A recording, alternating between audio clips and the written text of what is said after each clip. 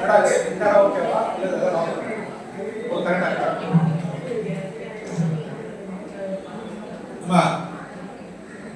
அதை push push போக மாட்டேது. சரி ரைட் பிக்சருக்கு போவோம். ரெடியாமா? அனைவருக்கும் வணக்கம்.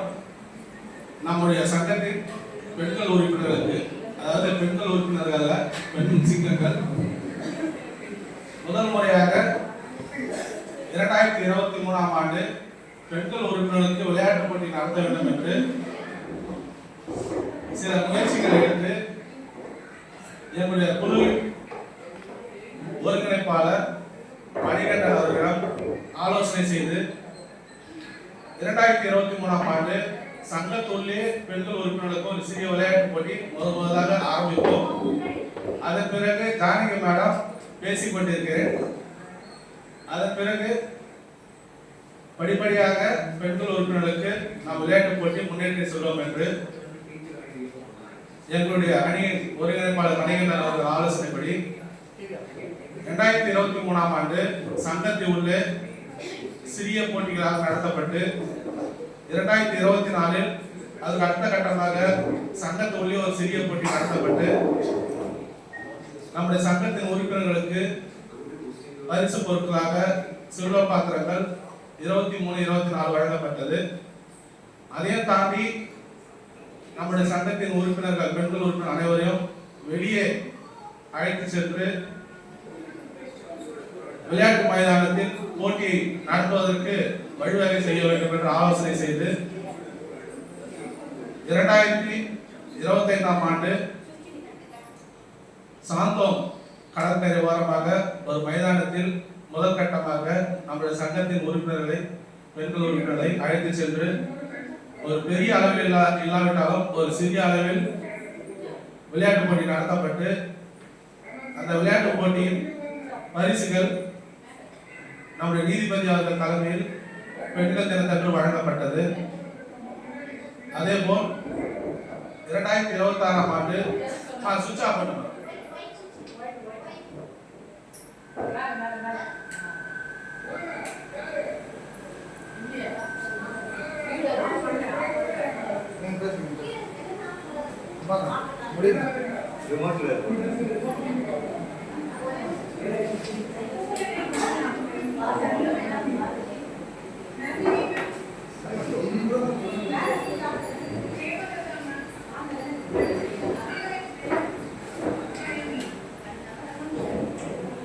அதனைத் தொடர்ந்து 2026ஆம் ஆண்டு ஒரு பெரிய மைதானம் எடுத்து போட்டிகளை கூடுதலாக அறிவித்து, முன்னதாக பார்த்தால் சைக்கிள் போட்டி கிடையாது, இப்போ நடக்க போற சமையல் போட்டி அதுவும் கிடையாது, அதே மாதிரி பேச்சு போட்டி இதையெல்லாம் கூடுதலாக சேர்த்து 14/2/2026 அன்று கோபாலபுரம் மைதானத்தில் மிகவும் சிறப்பாக விளையாட்டு போட்டி நடைபெற்றது.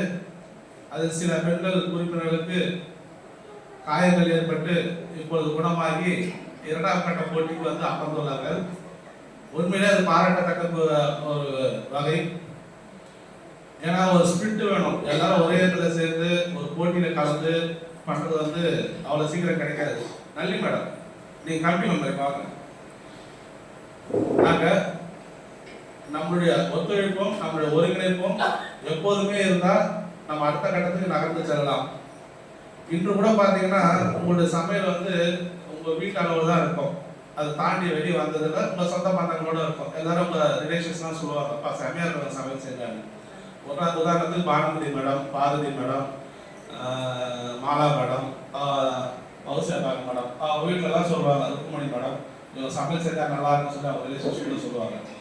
அந்த சமையல் இப்போ யாராவது விட்டா வருத்தப்படுவாங்க, சாப்பிட பின்னாடி எல்லாம் மேடம். ஆக அந்த சமையல் வந்து இப்போ சங்க வரைக்கும் வந்திருக்கு உங்க சமையல்.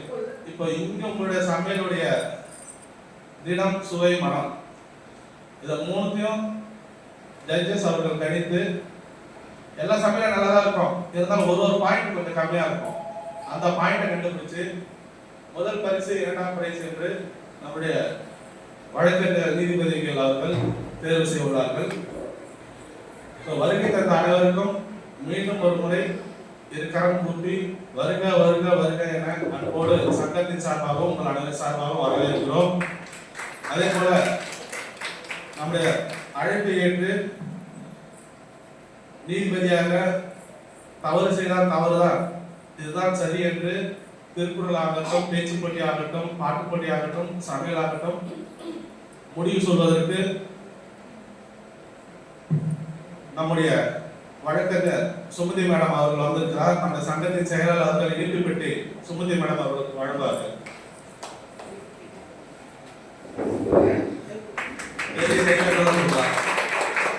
அதனை தொடர்ந்து கீர்த்திகா மேடம் அவர்களுக்கு நம்முடைய கீர்த்தி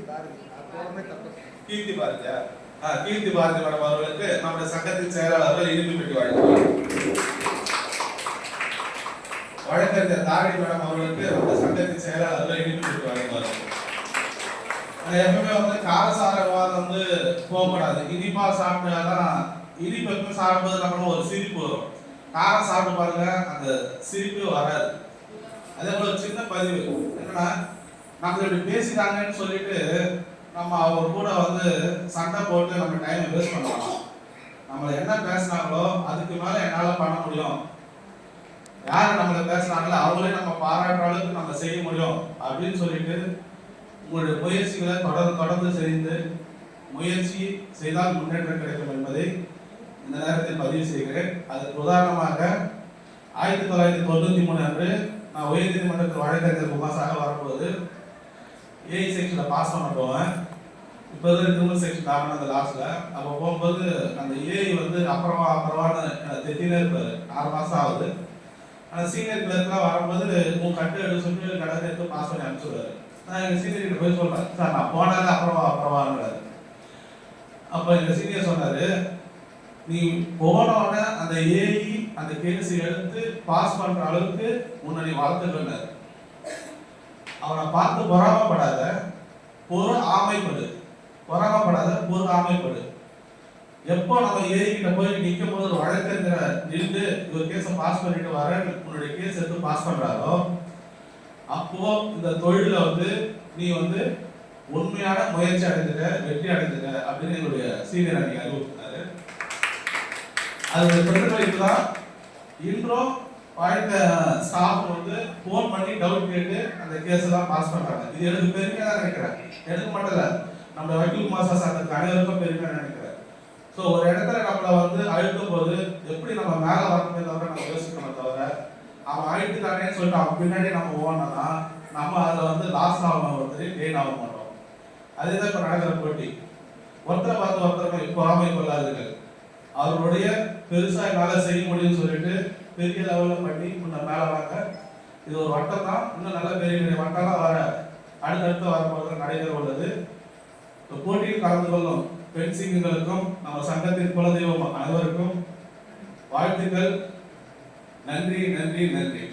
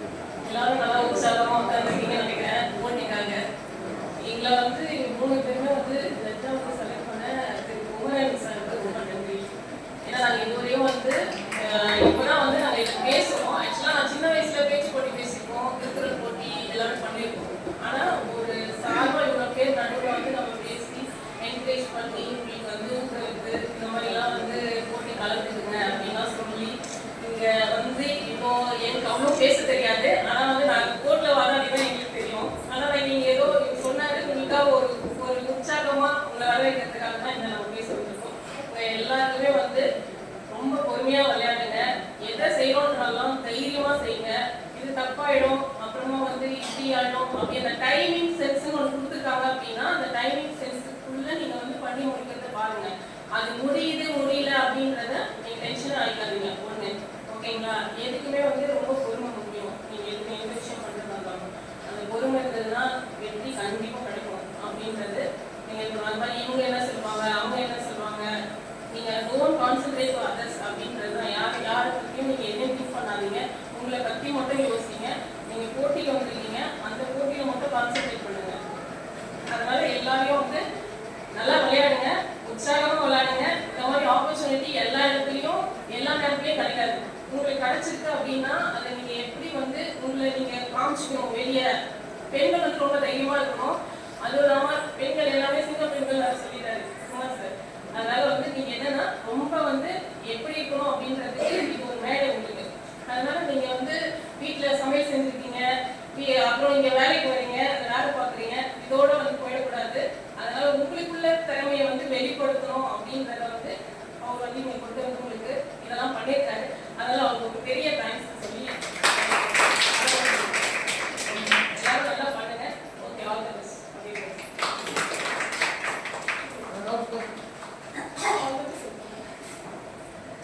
ஸோ ஆல்ரெடி நம்ம வந்து கிரவுண்ட்ல பார்த்துருக்கோம். ஏஜ் அப் டு 60 வந்து வேற லெவல் பண்ணீங்க. ஸோ அதே மாதிரி வந்து நான் இன்னைக்கும் எதிர்பார்க்குறேன். ரொம்ப ஸ்லோவா ஸ்டெடியா நல்லா ஒரு வைபோட பண்ணுங்க. ஐயோ நம்ம ஃபர்ஸ்ட் வரணும் செகண்ட் வேணும் அதெல்லாம் எதுவுமே இல்லை. இது உங்களுக்கான டே. நீங்க நல்லா பார்ட்டிசிபேட் பண்ணுங்க, நல்லா குஷியா பண்ணுங்க, என்ஜாய் பண்ணி பண்ணுங்க. உங்க டே நீங்க மிஸ் பண்ணிடாதீங்க. So all the best. நீங்க எல்லாருமே வந்து எங்க எல்லாருக்குமே இன்ஸ்பிரேஷனா தான் இருப்பீங்க. ஏன்னா லாஸ்ட் டைம் வந்து 60 அப் டு 60க்கு மேலலாம் வந்து எங்களால பண்ண முடியுமா அப்படின்னு எங்களுக்கு இந்த ஏஜ்ல தெரியல. எங்களுக்கு இருக்கிற அதே ஒரு ஸ்பிரிட், ஒரு எனர்ஜி வந்து உங்க எல்லாத்துக்குள்ளேயும் நான் பார்த்தேன். இவ்வளோ ஏஜ் ஆகியும் ஏஜ் இஸ் ஜஸ்ட் நம்பர் அப்படின்னு நீங்க லாஸ்ட் டைம் ப்ரூவ் பண்ணீங்க. இதுவும் இது உங்களுக்கான இன்னொரு ஆப்பர்ச்சுனிட்டிஸை கெயின் பண்ணிக்கிறதுக்கான ஒரு விஷயம். அதை நீங்க நல்லா பெஸ்டா பண்ணுங்க, உங்களையும் என்ஜாய் பண்ணுங்க, எங்களையும் ரொம்ப என்டர்டைன் பண்ற மாதிரி பண்ணுங்க. All the best.